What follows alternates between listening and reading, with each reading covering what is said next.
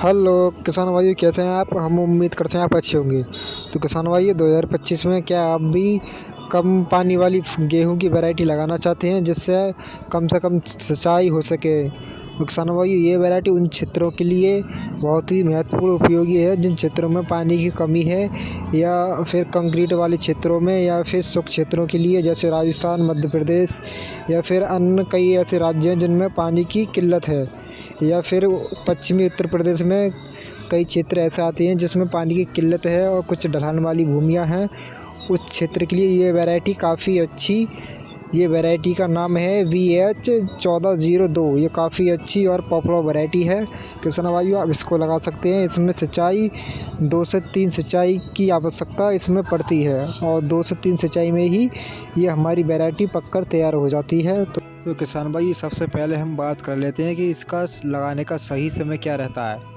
तो किसान भाइयों, WH1402 ये वैरायटी, इसका समय लगाने का है अक्टूबर के अंतिम सप्ताह से लेके आप नवंबर के सेकंड या लास्ट सप्ताह तक इसकी रोपाई कर सकते हैं।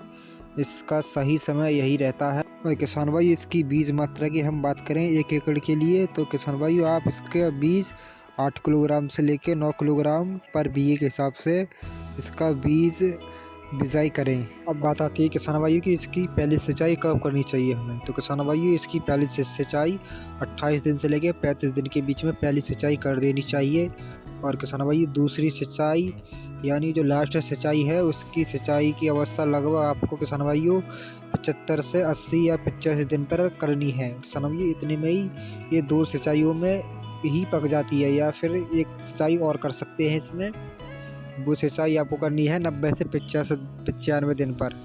आप 2 या 3 सिंचाई की आवश्यकता ही पड़ती है। ये कम समय में और कम पानी में ही पककर हमारी फसल तैयार हो जाती है।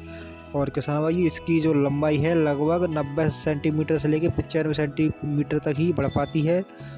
और किसान भाइयों, ये वैरायटी गिरती भी नहीं है। इसके तने मोटे और सुडौल होते हैं। और किसान भाई, इसकी वालियाँ लंबी और दाने मोटे और चमकदार हमें देखने को मिलते हैं। और किसान भाइयों, इसका जो पकने का सही समय लगभग अवधि है इसकी 110 दिन से लेकर 120 दिन के बीच में बड़ी ही आसानी से पक जाती है। और किसान भाइयों, अब हम बात करें इसकी उत्पादन की 1 एकड़ में, तो ये लगभग हमें 1 एकड़ में 24 कुंटल से लेकर 26 कुंटल तक प्रति एकड़ के हिसाब से हमें उत्पादन बड़े ही आसानी से देखने को मिल जाता है।